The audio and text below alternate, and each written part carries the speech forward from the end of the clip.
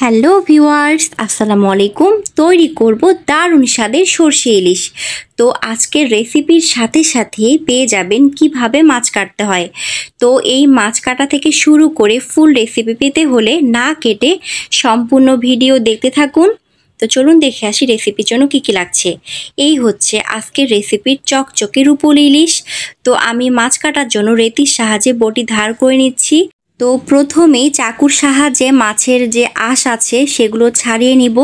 তো এর জন্য ছাই কিংবা আঁশ ছাড়ানোর জন্য যে কাঁটা পাওয়া যায় সেগুলোর প্রয়োজন হবে না। চাকুর সাহায্যে খুব সহজে মাছের আঁশ ছাড়িয়ে নেওয়া যাবে। তো আমি এভাবে সম্পূর্ণ মাছের আঁশ ছাড়িয়ে নিয়েছি। তো বটির সাহায্যে মাছের যে লেজা আছে সেগুলো আমি কেটে নিব।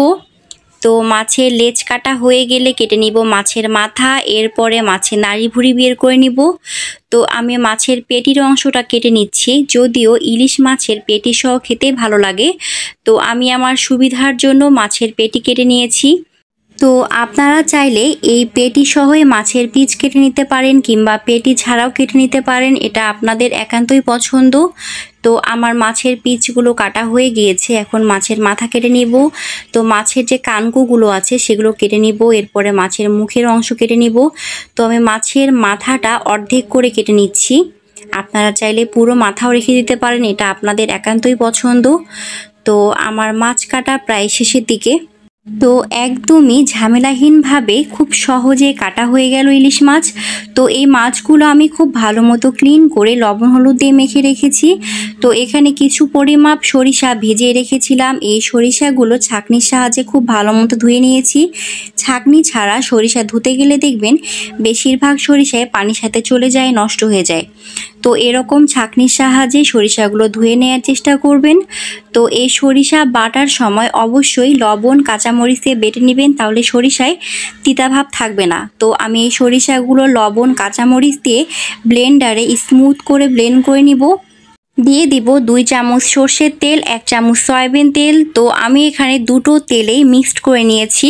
ইলিশ মাছ সর্ষের তেল দিয়ে রান্না করলে রান্নাটা ভালো হয়। দিয়ে দিব এখানে পেঁয়াজ কুচি। তো আমি এখানে দুটো মাঝারি সাইজের পেঁয়াজ নিয়েছি। এ পর্যায়ে আসলে দিয়ে দিব এখানে সর্ষে বাটা। তো সর্ষে বাটা খুব ভালো মতো পেঁয়াজের সাথে মিক্সড করে এটাকে আমি বেশ কিছুক্ষণ কষিয়ে নিব। এ পর্যায়ে আসলে দিয়ে দিব আমি এখানে মশলা ধোয়ানো পানি। তো আমি যে ব্লেন্ডারে সর্ষে বেটে নিয়েছিলাম সেইটার পানি দিয়ে দিচ্ছি এখানে। তো এটাকে আমি বেশ কিছুক্ষণ কষিয়ে নেওয়ার এ পর্যায়ে দিয়ে দিব হলুদ গুঁড়ো, স্বাদমতো মরিচ, স্বাদমতো লবণ। তো সবগুলো মশলা উপাদান খুব ভালো মতো কষিয়ে নিব। তো এ পর্যায়ে আসলে অল্প অল্প করে পানি দিয়ে মশলাটা কষিয়ে নিতে হবে। তো দিয়ে দিচ্ছি পানি। তো এইভাবে মশলাটা বেশ কিছুক্ষণ কষিয়ে নিতে হবে। তো মশলা কষানোর এ পর্যায়ে যখন তেল ছেড়ে দেবে দিয়ে দিব পানি। তো পানি যখন ফুটতে শুরু করবে মাছগুলোকে দিয়ে দিব। তো আমি এই ইলিশ মাছ রান্নায় জিরা বাটা, আদা বাটা, রসুন বাটা এই ধরনের মশলাগুলো ব্যবহার করছি না। ইলিশ মাছ রান্না এই ধরনের মশলা ব্যবহার করায় মাছের টেস্ট, মাছের স্মেল নষ্ট হয়ে যায়। তো যখন এ পর্যায়ে আসবে দিয়ে দিব এখানে ফালি করে রাখা কাঁচামরিচ, জিরা গুঁড়ো। তো এ পর্যায়ে চুলার হিটটা একদম লো রেখে দিব। তো এ পর্যায়ে মাছটাকে নামিয়ে নিতে হবে। তো মাছ রান্না রেডি। তো তৈরি হয়ে গেল খুব সহজভাবে সরষে ইলিশ। আজকের রেসিপি কার কাছে কেমন লাগলো অবশ্যই তা কমেন্টে জানাবেন। Thank you. Let's see the next video.